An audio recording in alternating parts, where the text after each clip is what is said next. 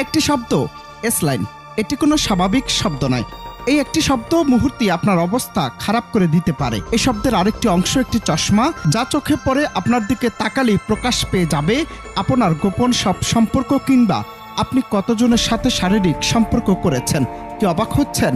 ভাবছেন DNA test ছাড়াই কিভাবে আপনার এমন গোপনীয় বিষয় প্রকাশ পাবে? শুধু আপনি না, এমন খবরে অবাক সবাই। সামাজিক যোগাযোগ মাধ্যমে হঠাৎ করে ভাইরাল এই শব্দটি। একদিকে এটি শরীরের একটি পাকাত্মক রূপ বোঝাতে ব্যবহৃত হয়, আবার অন্যদিকে একটি কোরিয়ান ড্রামার বদৌলতে এটির মানে হয়ে উঠেছে একবারই আলাদা। দক্ষিণ কোরিয়ার সাম্প্রতিক একটি ওয়েব ড্রামা সিরিজে এসলাইন শব্দটি ব্যবহার করা হয়, যেখানে একরকম চশমার সূত্র, যা দিয়ে কারো শরীরে একটি লাল রেখা ভেসে ওঠে। আর এই রেখাটি নাকি প্রকাশ করে সে ব্যক্তি জীবনে কতজনের সঙ্গে শারীরিক সম্পর্কে জড়িয়েছে। ড্রামাটি কেন্দ্রীয় চরিত্র পায় এক আজব চশমা, যা দিয়ে মানুষের গোপন সম্পর্কের সংখ্যা চাক্ষুষভাবে বোঝা যায়। এক একজনের শরীরে দেখা যায় ভিন্ন ভিন্ন রং বা আকারের এসলাইন। কারো লাইন অনেক লম্বা, কারো একাধিক শাখায় বিভক্ত। বিষয়টি নিছক কল্পনা হলেও সিরিজটি দেখার পর অনেকেই এসলাইন ধারণাকে বাস্তব মনে করে বিভ্রান্ত হচ্ছেন। কেউ এটিকে মজার ভিডিও বানাতে ব্যবহার করছেন, কেউ আবার গুজবের মতো ছড়াচ্ছেন।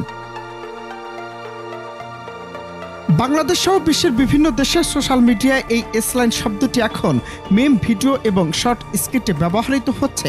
কিছু ব্যবহারকারী নিজেদের ছবি বা ভিডিওতে এসলাইন আছে কিনা এমন ক্যাপশন জুড়ে দিচ্ছেন।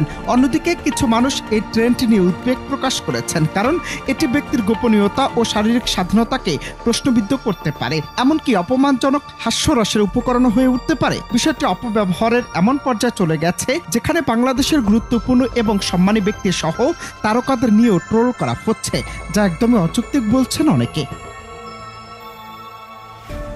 তবে বিশেষজ্ঞরা বলছেন, এই ধরনের কাল্পনিক ধারণা যদি যথাযথ ব্যাখ্যা ছাড়া ভাইরাল হয়, তাহলে তা সহজেই সামাজিকভাবে বিভ্রান্তি ও মানসিক ক্ষতির কারণ হতে পারে।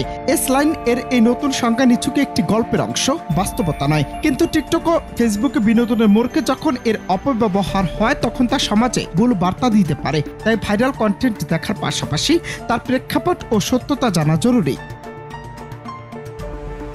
অনন্ত হাসান মাসুদ, বাংলা টিভি।